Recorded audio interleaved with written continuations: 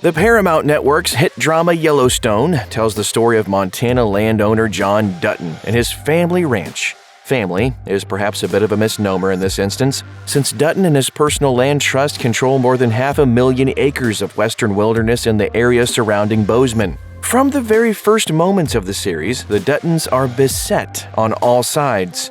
In order to preserve his legacy, John has to fend off greedy, carpet-bagging luxury developers attempting to build a subdivision abutting his land, a vengeful chairman on the local reservation hell-bent on restoring his tribal lands, and turncoat politicians who smell blood in the water, and maybe looking to put John out to pasture. It all adds up to a pretty dramatic brew. The Yellowstone Ranch is populated by a heady mix of day laborers, branded men, and John's own spoiled children, who are as much a threat to the legacy they stand to inherit as any billionaire developer. It's also populated by quite a bit of wildlife, and on a show like Yellowstone, the natural world is always one of the most important characters. Since Season 1, the wolves in particular have carried substantial thematic weight. They first arrived on the scene to provide the main attraction for Beth and Rip's morbid date night. After rebuffing Rip's invitation to attend a music festival, Beth agrees to a slightly less popular type of activity. You want to go get drunk and watch some wolves kill an elk in a park? I'll drive. The romantic evening's all going as planned, until Beth jumps out of the car to run screaming at the wolves. Rip grabs his gun and barrels after her, but she manages to make enough of a scene to scare all the wolves away. But we think this was much more than just a weird scene to demonstrate Beth's reckless depravity. Our take is that the wolves represent all the external predators circling the Yellowstone Ranch, just waiting to tear apart the carcass of John Dutton's considerable estate. If this symbolism was ever in doubt, it's essentially confirmed in an episode later in the season wherein we cut to a scene of opportunistic wolves pulling apart a bear carcass on the outskirts of John's land.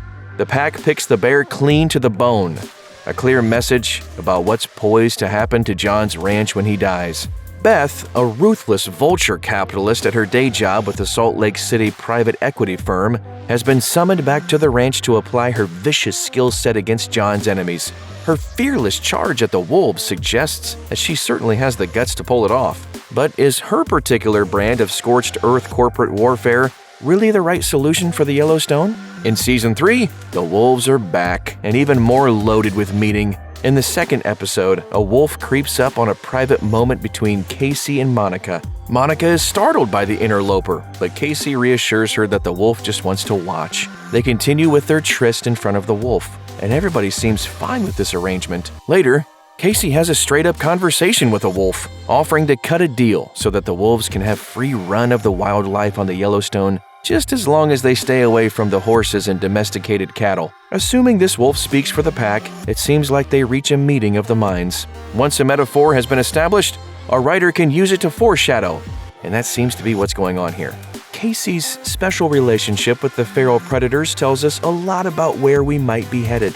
Is it possible that Casey, the prodigal son, might be the only Dutton with the skills and the temperament to stave off the scavengers and preserve the Yellowstone legacy after the patriarch is gone? It certainly fits with everything we've seen so far, and even considering all of Casey's baggage, he still seems better suited to the task than any of his siblings. Beth might be able to temporarily scare away a pack, but Casey is the only one who can negotiate a stable, enduring peace.